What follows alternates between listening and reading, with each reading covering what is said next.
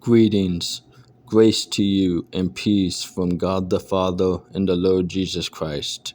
Today we will be continuing in the Gospel of Luke, chapter 20. On one of the days while he was teaching the people in the temple and preaching the gospel, the chief priests and the scribes with the elders confronted him, and they spoke, saying to him, "Tell us by what authority you are doing these things, or who is the one who gave you this authority?" Jesus answered and said to them, "I will also ask you a question, and you shall tell me. Who was the baptism of John, from heaven or from men?" They reasoned amongst themselves, saying, "If we say, 'From heaven,' he will say, 'Why did you not believe him?' But if we say, 'From men,' all the people will stone us to death, for they are convinced that John was a prophet." So they answered that they did not know where it came from. And Jesus said to them, "Nor will I tell you by what authority I do these things." And he began to tell the people this parable. A man planted a vineyard and rented it out to vine growers and went on a journey for a long time. At the harvest time, he sent a slave to the vine growers so that they would give him some of the produce of the vineyard. But the vine growers beat him and sent him away empty handed. And he proceeded to send another slave, and they beat him also and treated him shamefully and sent him away empty handed. And he proceeded to send a third, and this one also they wounded and cast out. The owner of the vineyard said, "What shall I do? I will send my beloved son. Perhaps they will respect him." But when the vine growers saw him, they reasoned with one another, saying, "This is the heir. Let us kill him, so that the inheritance will be ours." So they threw him out of the vineyard and killed him. What then will the owner of the vineyard do to them? He will come and destroy these vine growers, and they will give the vineyard to others. When they heard it, they said, "May it never be." But Jesus looked at them and said, "What then is this that is written?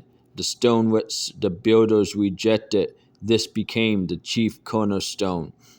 Everyone who falls on that stone will be broken to pieces, but on whomever it falls, it will scatter him like dust." The scribes and the chief priests tried to lay hands on him at that very hour, and they feared the people, for they understood that he spoke this parable against them.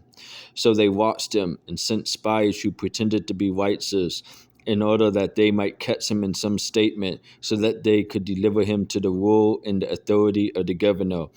They questioned him, saying, "Teacher, we know that you speak and teach correctly, and you are not partial to any, but teach the way of God in truth. Is it lawful for us to pay taxes to Caesar or not?" But he detected their trickery and said to them, "Show me a denarius. Whose likeness and inscription does it have?" They said, "Caesar's." And he said to them, "Then render to Caesar the things that are Caesar's, and to God the things that are God's." And they were unable to catch him in a saying in the presence of the people, and being amazed at his answer, they became silent.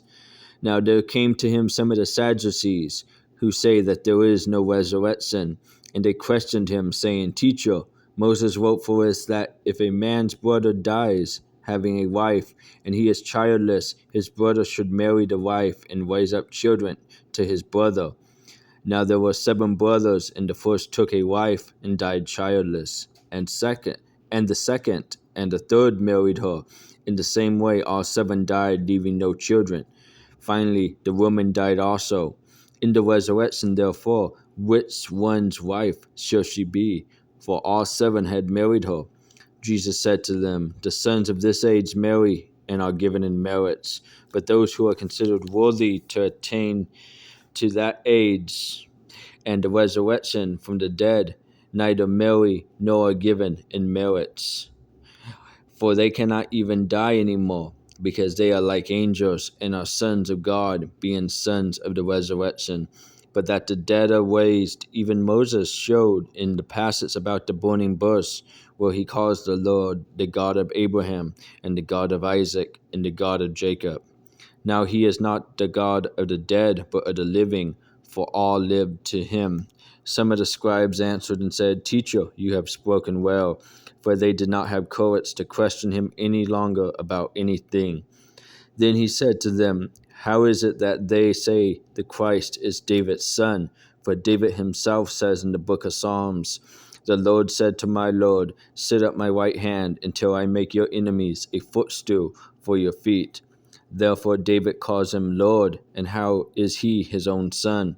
And while all the people were listening, he said to the disciples, Beware the scribes, who like to walk around in long robes and love respectful greetings in the marketplaces and chief seats in the synagogues and places of honor at banquets, who devour widows' houses and for appearance's sake offer long prayers.